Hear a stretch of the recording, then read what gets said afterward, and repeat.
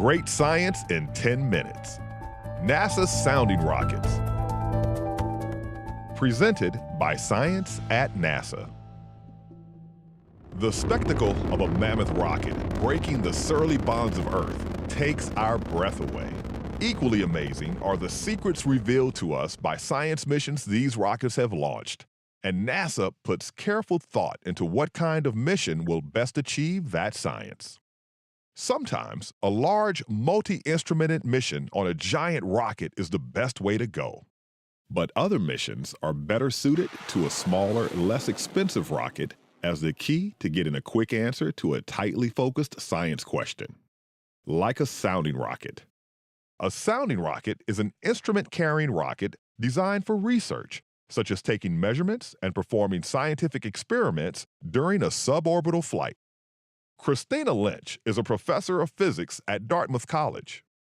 So, a sounding rocket experiment can be designed in 6 months. From proposal acceptance through data analysis, a mission can be done in 1 to 3 years as opposed to many more years for a typical satellite mission. The trade-off is that you only get 10 minutes in space. But, as my colleagues in the sounding rocket community say, it's a great 10 minutes. Sounding rockets afford a certain amount of flexibility.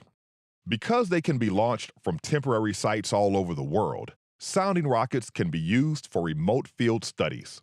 They can also be used to develop and test new scientific instrumentation for use in more costly, longer duration orbital missions. And because of their low cost and short lead time, sounding rocket missions are perfect for use by university graduate students, particularly to gather data for PhD dissertations. Sounding rockets are especially well suited for studying areas of Earth's upper atmosphere inaccessible by orbital missions, providing the only way to directly sample the lower portion of near-Earth space with scientific probes. Furthermore, they are ideally suited to position an experiment for an up-close look at auroras, beautiful green curtains of light that sometimes dance across the night sky.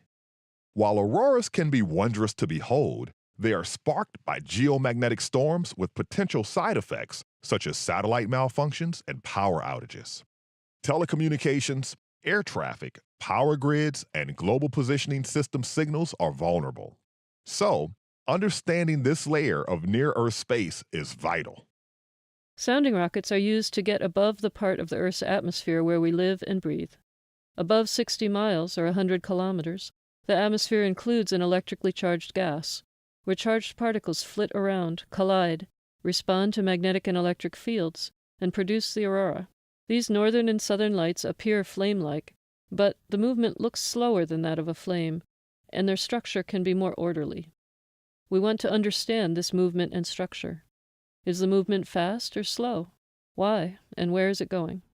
Lynch is working on a sounding rocket mission that could provide some answers. Isinglass, short for ionospheric structuring, in situ and ground-based low-altitude studies. Launched on March 2nd and is one of about 20 sounding rockets that NASA will be launching in 2017.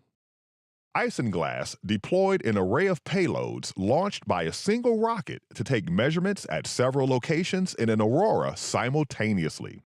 Understanding what the aurora's visual patterns signify within the aurora itself can serve as an analog to help scientists understand what's happening farther out, even extending this information to auroras on other planets. All it takes is a great 10 minutes.